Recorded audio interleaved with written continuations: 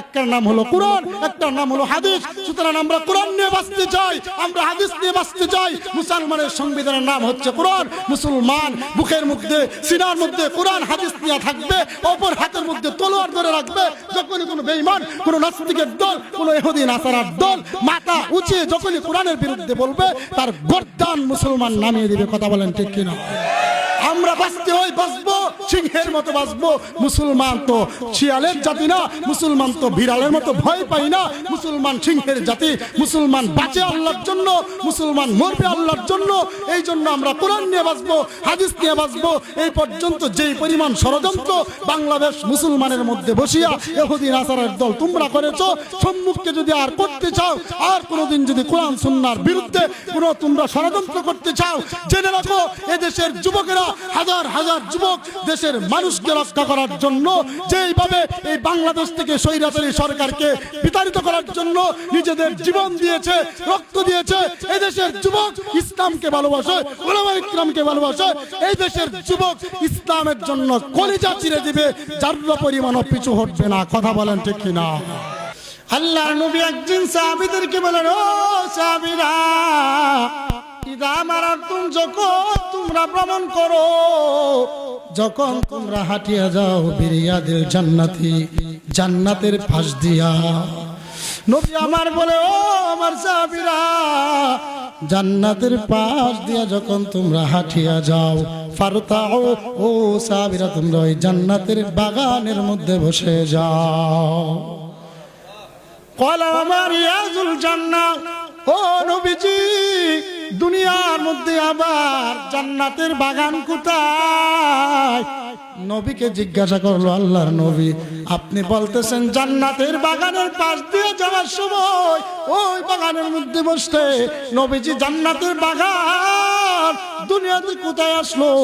নবী আমার বলে, হিলাকুল যিকরে, যেই জায়গার মধ্যে কোরআন হাদিসের আলোচনা করা হয়, আমার মাওলার জিকির করা হয়।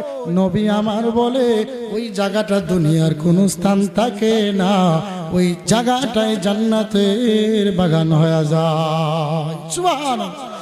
এই জন্য মুমিনের দল আমরা যারা বসতে পারছি, আল্লাহ বসাইছেন, ঠিক কিনা? আল্লাহ বসাইছেন এই জান্নাতের বাগানে। বান্দা চাইলেই বসতে পারবে না, আল্লাহ যারে মোহাব্বত করবে ওই বান্দাটাই বসতে পারবে।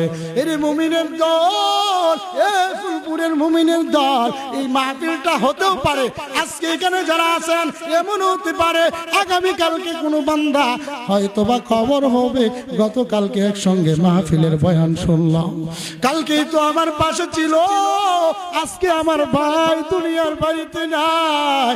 সকাল বেলায় মাইকের মধ্যে এলান হয়ে যাবে, আব্দুর রহমান আর দুনিয়ার বাড়িতে নাই, ঠিক কিনা? এমন হইতে পারে মুমিনের দল, এরে ফুলপুরের মুসলমান। এই জন্য আল্লাহর নবী বলেন, ইন্নামাল আমালু বিল খাওয়াতিম। নবী আমার বলে, বান্দা জিন্দেগি ভর গুনাহ করার পরে বান্দাই যদি মৃত্যুর আগেও তওবা করিয়া ভালো কোনো আমল করে নেয়, নবী আমার বলেন, ইন্নামাল আমালু বিল খাওয়াতিম। বান্দা হায়াতের জিন্দেগিতে শেষ সময় যদি বান্দা আল্লাহর কাছে তওবা করিয়া একটা ভালো আমল করিয়া নেয়, নবী বলে, ওই ভালো আমলটার দিকে তাকায়া আল্লাহ বান্দার জিন্দেগিটাই কামিয়াবি করবে। সুবহানাল্লাহ। এই জন্য আজকের মাহফিল যদি কারো জীবনে শেষ মাহফিল হয়ে যায়, আমার নবীর হাদিস মোতাবেক ওই বান্দার পরকাল হবে ভালো, ঠিক না? এই জন্য যুবকের দল, আমি তোমাদেরকেও বলবো, এই যুবকের দল, আসো কোরআন হাদিসের মাহফিলের মধ্যে বসে যাও।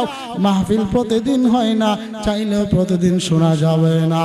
কোরআন হাদিসের মাহফিলে বান্দা যতক্ষণ পর্যন্ত সময় বসে থাকবে, ফেরেশতারা বান্দাদের জন্য দোয়া করে। আল্লাহ আপনার বান্দারা বসে রইল, আল্লাহ বলে কেন? ফেরেশতারা বলে, আল্লাহ আপনার বান্দাগুলো আপনারে ভালোবাসে, আপনারে মহব্বত করে।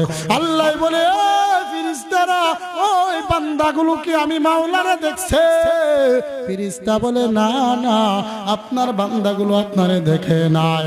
আল্লাহ জিগায় ফেরেশতারা রে, আমার এই বান্দাগুলো কি জান্নাত জাহান্নাম কোনো কিছু দেখছে কিনা? ফেরেশতা বলে না না। আল্লাহ বলে তাহলে কেন ওই বান্দাগুলো কেনই বা বসে রইল? ফেরেশতারা বলে মাওলা আপনারে ভয় পায়, আল্লাহ আপনার কাছে মাফ চাওয়ার জন্য, আপনার কাছ থেকে গুনাহগুলো মাফ নেওয়ার জন্য আপনার বান্দাগুলো বসে রইল। আল্লাহ বলে ফেরেশতারা সাক্ষী থাকো, আমি আল্লাহ আমার ওই সমস্ত বান্দাদের জিন্দেগীর সব গুনাহ মাফ করে দিলাম। আল্লাহ আল্লাহ তু মেরা রহমান হায়, আল্লাহ আল্লাহ তু মেরা রহিম হায়, আল্লাহ আল্লাহ তু মেরা সত্তার হায়, আল্লাহ আল্লাহ তু মেরা গফফার হায়। এই জন্য মুমিনের দল আল্লাহ পাক রব্বুল আলামিন ক্ষমার ঘোষণা দিলেন। আমাদেরকে আল্লাহ মাফ করতে চায়, আমরা আল্লাহর কাছে মাফ চাইতে বুঝি না। এই মুমিনের দল আল্লাহ বলে রে বান্দা, জিন্দেগিতে কতই গুনাহ তুই করছো। অনেক সময় অনেক বান্দা বলে এত গুনাহ জিন্দেগিতে করলাম, হুজুর আমার জিন্দেগিতে গুনার কোনো শেষ নাই, আমারে আমার মাওলাই মাফ করবে কিনা? অনেক বান্দা গুনার উপর অনুতপ্ত হয়া এই ধরনের কথা বলে কি বলে না? বলে না? আল্লাহ বলে মুমিনের দল গুনাহ করছো তুই হতাশ হয়ে যেও না। আল্লাহ বলে বান্দা লা তাকনাতু মির রাহমাতিল্লাহ, এরে বান্দা যতই গুনাহ তুই করছো আমি আল্লাহর কাছে যদি মাফ চাওয়ার মতো মাফ চাও, আমি আল্লাহ তোর জিন্দেগীর সব গুনাহগুলোই মাফ করে দিব। আমার ভাইরা, এই জন্য আমরা যারা মাহফিলে বসলাম, আল্লাহ পাক রব্বুল আলামিন বলেন ওয়া ইযা কুরিয়াল কুরআন ফাসতামিউ লাহু ওয়া আনসিতু লাআল্লাকুম তুরহামুন।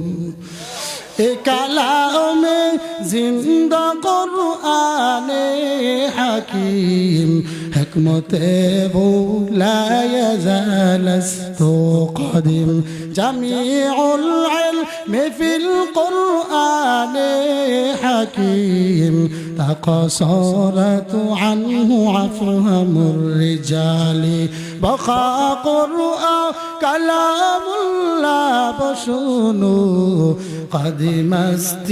কদিমাস্তি নয়নু। আল্লাহ বলে মুমিনের দল তোমাদের সামনে ওয়াইদা কুরিয়াল কুরআন, আল্লাহ বলে তোমাদের সামনে যখন কোরআন তেলাওয়াত করা হয় বা কোরআন থেকে তাফসীর করা হয়, আল্লাহ বলে ওয়াইদা কুরিয়াল কুরআন ফাসতামিউ লাহু, ও বান্দারা মনোযোগ সহকারে শুনবা। আল্লাহ বলে মনোযোগ সহকারে শুনবা, এদিক সেদিক তাকাইবা না। আল্লাহ এখানে আমরের সিগা ব্যবহার করে বলে দিলেন আরে মুমিনের দল, আল্লাহ বলে ফাসতামিউ লাহু, ওই কোরআনের আলোচনাগুলো মনোযোগ দিয়ে শুনো। আল্লাহ পাক রব্বুল আলামিন বলে মনোযোগ দিয়ে শোনার পর আল্লাহ বলে ওয়া আনসিতু, এবং তোমরা চুপ থাকবা। প্রথমে মনোযোগ দিয়া শুনবা, দিলের কানটারে খুলিয়া খুলিয়া শুনবা। আল্লাহ বলে মুমিনের দল মনোযোগ দিয়া শোনার পর চুপ থাকবা, কোনো কথাও বলবা না।